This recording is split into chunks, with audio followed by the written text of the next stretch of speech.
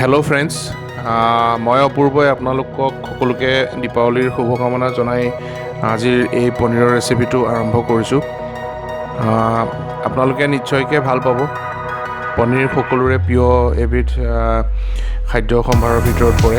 গতিকে দীপাৱলী আহি আছে, গতিকে সকলোৰে ঘৰত নিশ্চয়কৈ এটা নিৰামিষ খুব সুন্দৰ ৰেচিপি সকলোৱে বিচাৰে।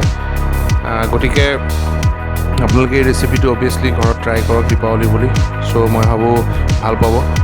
আহক আমি খুব দেৰি নকৰি ভিডিঅ'টোৰ প্ৰিপেৰেশ্যনৰ আপোনালোকৰ আগত দাঙি ধৰোঁ। চ' প্ৰথমতে মই ইয়াতে ব্যৱহাৰ কৰিছোঁ 200 গ্ৰাম পনীৰ, অকণমান ক'লা জিৰা, বাটাৰ। ইয়াতে মই মিক্সিত পেষ্ট কৰি লৈছোঁ কাজু, মগজ, খিচমিচ, পিঁয়াজ আৰু টমেটো। এইখিনি গোটেইখিনি মই একেলগে পেষ্ট কৰি লৈছোঁ। তাৰপিছত ইয়াতে অকণমান ব্যৱহাৰ কৰিম মই পিঁয়াজ তেলত দিবৰ কাৰণে, গ্ৰীণ ফ্ৰেছ মটৰ, আলু সৰু সৰুকৈ কাটি লৈছোঁ অকণমান। ইয়াতে মই ব্যৱহাৰ কৰিম ঘিউ। তাৰপিছত মই 2টা তেজপাত তেলত দিবৰ কাৰণে ৰাখিছোঁ। চ' এইখিনি মোৰ এই গোটেই ৰেচিপিটোত ব্যৱহাৰ কৰা সামগ্ৰী। চ' মই ইয়াতে মিঠাতেল, কাচি কানি মিঠাতেল ব্যৱহাৰ কৰিছোঁ। আপোনালোকে আপোনালোকৰ মনৰ পচন্দ মতে কৰিব পাৰে। চ' ৰিফাইন আৰু আপোনালোকে অলিভ অইল, ৰিফাইন অথবা অলিভ অইল ইয়াত ব্যৱহাৰ নকৰিব। খুব আচলতে মই ভাবোঁ খুব প্ৰিফাৰ নকৰাই ভাল, কাৰণ আমি ঠিক এনেদৰে পনীৰখিনি 2-3টা ষ্টেপত ফ্ৰাই কৰি ল'ম। 2-3টা ষ্টেপত ফ্ৰাই কৰি লোৱাৰ পিছত দেখিছে আমি পনীৰখিনি ফ্ৰাই কৰি আছোঁ। ঠিক এনেদৰে আমি পনীৰখিনি ফ্ৰাই কৰি ল'ম। পনীৰৰ লগতে আলুখিনিও অকণমানকৈ ফ্ৰাই কৰি লৈছোঁ। এটা কথা লক্ষ্য ৰাখিব, পনীৰৰ যি কোৱাণ্টিটি আছে, পনীৰৰ আৰু আলুৰ কোৱাণ্টিটিৰ 1.5 হোৱাটো বেছি ভাল। কাৰণ আলুৰ পৰিমাণ যদি বেছি হৈ যায় তেনেহ'লে আপুনি চব্জিখনত সেই সোৱাদটো নাপাব। চ' অভিয়াছলি আপুনি পনীৰতকৈ আলুৰ কোৱাণ্টিটি সদায় কম ৰাখিব। ইয়াত মই 70 গ্ৰামমান আলু ব্যৱহাৰ কৰিছোঁ। 60-70 গ্ৰাম হ'ব, তাতকৈ বেছি নহয়। চ' ইফালে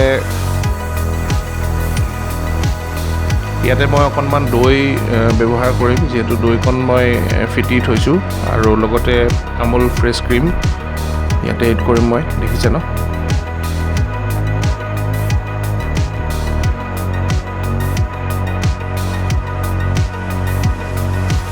চ' আপোনালোকে কেৰাহীত এইদৰে অকণমান পিঁয়াজ, মই কাটি থোৱা পিঁয়াজ আৰু তেজপাত এটা, শুকান জলকীয়া দি মই অকণমান ফুৰণ কৰি ল'ম। ইয়াৰ পিছত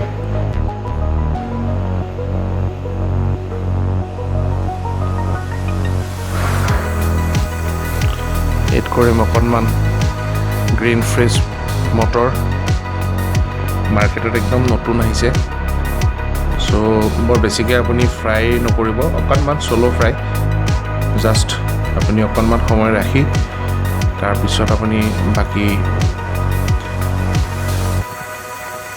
এইখিনিতে এড কৰিম মই অকণমান ৰেড চিলি পাউডাৰ,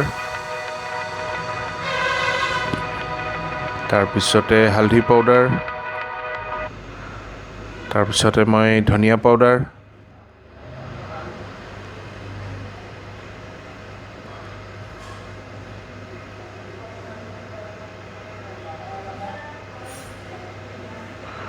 অকণমান ভালকৈ মিলাই দিব লাগিব এইখিনিক, যাতে তেলত মছলাটো ভালকৈ মেল্ট হৈ যায়।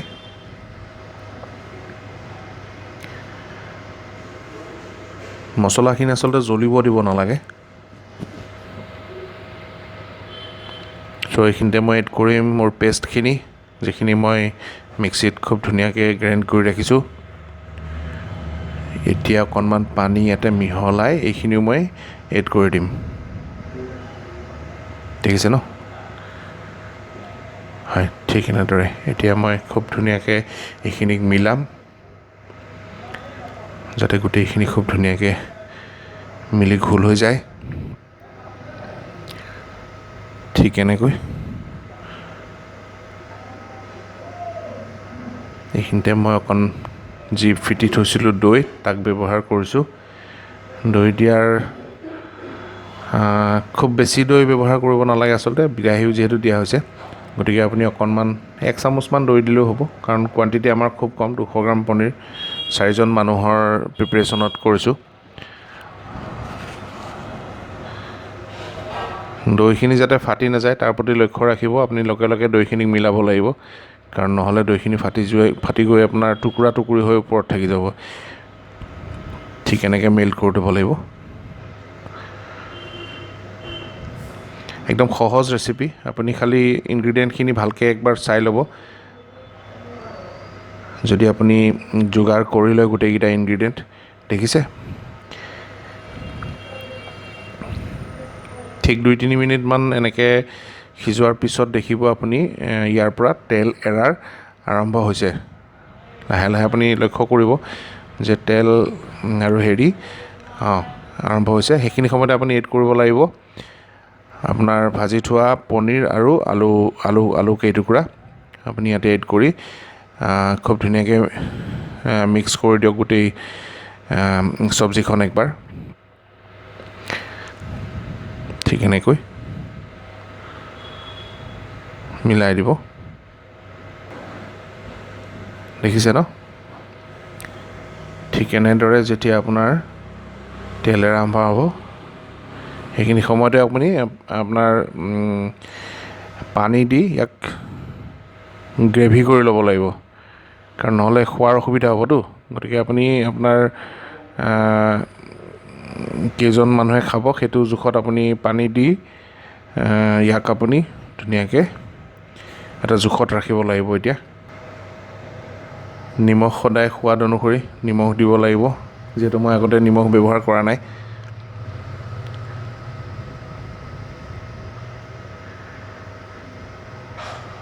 Mix well.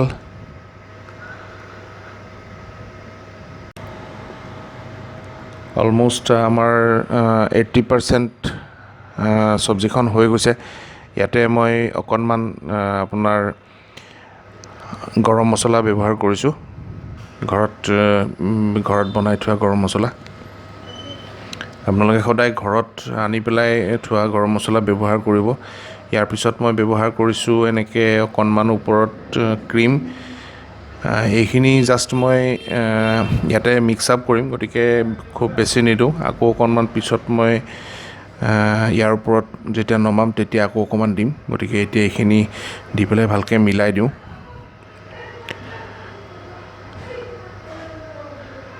ঠিক এনেকৈ অলম'ষ্ট আমাৰ পনীৰৰ ৰেচিপিটো হৈছে।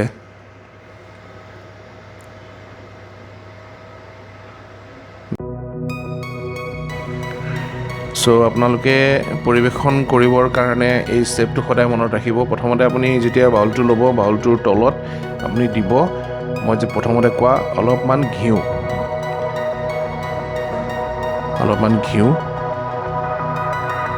তাৰপিছতে ইয়াৰ ওপৰতে দিব আপুনি পনীৰৰ চব্জিখিনি। ঠিক এনেকৈ আপুনি আপোনাৰ পনীৰৰ চব্জিখিনি ইয়াত এনেকৈ আপুনি দি দিব। ইয়াৰ পিছতে আপুনি ব্যৱহাৰ কৰিব লাগিব ইয়াৰ ওপৰত অলপমান বাটাৰ। ঠিক এনেকৈ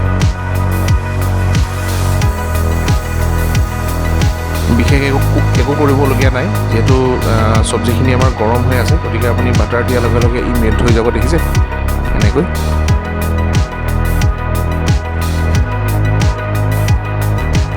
ইয়াৰ ওপৰত আপুনি ব্যৱহাৰ কৰিব পুনৰবাৰ ফ্ৰেছ ক্ৰীম।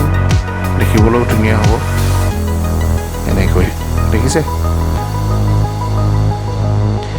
ঠিক এনেকৈ আপুনি সজাই দিয়াৰ পিছত ভাতৰ সৈতে খাই, কিবা আপুনি ৰুটিৰ সৈতে খায়, পুৰিৰ সৈতে খায়, আপুনি যিহৰ লগত খাই ভাল পায় আপুনি পৰিৱেশন কৰিব পাৰিব। চ' মই ভাবোঁ আপোনালোকে ভিডিঅ'টো নিশ্চয়কৈ ভাল পাব। যদি আপোনালোকে আমাৰ ভিডিঅ'টো ভাল পায় তেনেহ'লে লাইক কৰিবলৈ নাপাহৰিব। ছাবস্ক্ৰাইব কৰিব আমাৰ চেনেলটো নৰ্থ ইষ্ট এক্সপ্ল'ৰ। আজি এই মুহূৰ্তত আপোনালোকক দীপাৱলীৰ শুভকামনা জনাই মই অপূৰ্বই তাৰে আশাৰে টাটা বাই বাই।